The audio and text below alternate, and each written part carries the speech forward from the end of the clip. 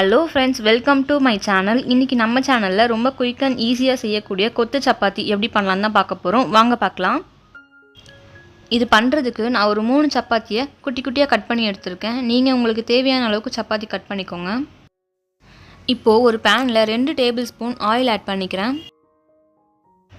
இப்போது ஆயில் நல்லா காஞ்சிடுச்சு. இதில் நான் 1/4 டீஸ்பூன் கடுகு ஆட் பண்ணிக்கிறேன். இது கூடவே 2 பட்டை 2 கிராம்பு ஆட் பண்ணிக்கிறேன். இதில் ஒரு பச்சை மிளகா சின்ன சின்னதாக கட் பண்ணி ஆட் பண்ணிக்கிறேன். அண்ட் இது கொஞ்சம் நல்லா ஃப்ரை ஆனதுக்கப்புறமா ஒரு ஆனியன் கட் பண்ணி வச்சுருக்கேன். அதையும் ஆட் பண்ணிவிட்டு நல்லா வதக்கி விட்டுக்கலாம். இந்த ரெசிபி நீங்கள் பசங்களுக்கு பிரேக்ஃபாஸ்ட்டாகவும் கொடுத்து விடலாம், லஞ்ச் பாக்ஸுக்கும் நீங்கள் கொடுத்து விடலாம். ரொம்பவே நல்லாயிருக்கும். பசங்க டிஃபன் பாக்ஸ் காலி பண்ணி தான் கொண்டு வருவாங்க. இப்போது வெங்காயம் நல்லா வதங்கிருச்சு. இதில் நான் 1 டேபிள் ஸ்பூன் இஞ்சி பூண்டு பேஸ்ட்டு சேர்த்துக்கிறேன்.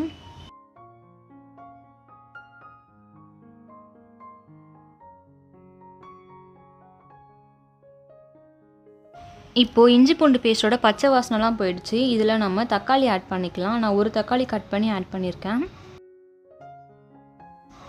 இது கூடவே தேவையான அளவுக்கு உப்பு ஆட் பண்ணிக்கோங்க.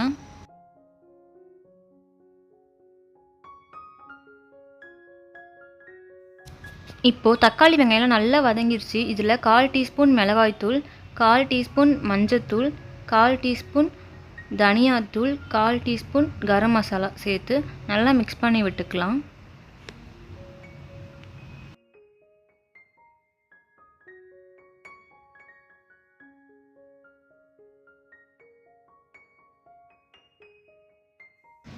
இப்போது இதில் 2 டீஸ்பூன் நான் ஆயில் ஆட் பண்ணிக்கிறேன்.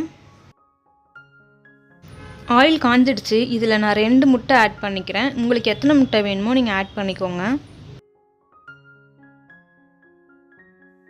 முட்டையை ஆட் பண்ணதுமே நீங்கள் கிளறி விட்டுறாதீங்க. கிளறிட்டிங்கன்னா ரொம்ப குட்டி குட்டியாக போயிடும் முட்டை. ஸோ நீங்கள் கொஞ்சம் வேக விட்டுட்டு அப்புறமா கிளறுங்க.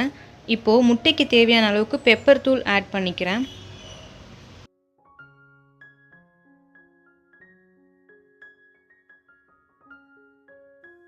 இப்போது முட்டை ஓரளவு வெந்துருச்சு. இதை இந்த மசாலா கூட கலந்து விட்டுக்கலாம்.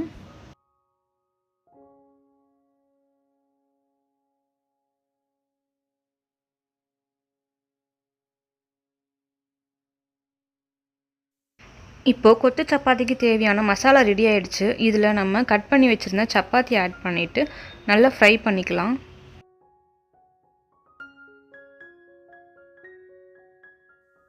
இப்போது மசாலா கூட நல்லா மிக்ஸ் ஆகிடுச்சு. இந்த ஸ்டேஜில் உங்களுக்கு போதுன்னா நீங்கள் ஸ்டவ் ஆஃப் பண்ணிவிட்டு எடுத்துக்கலாம்.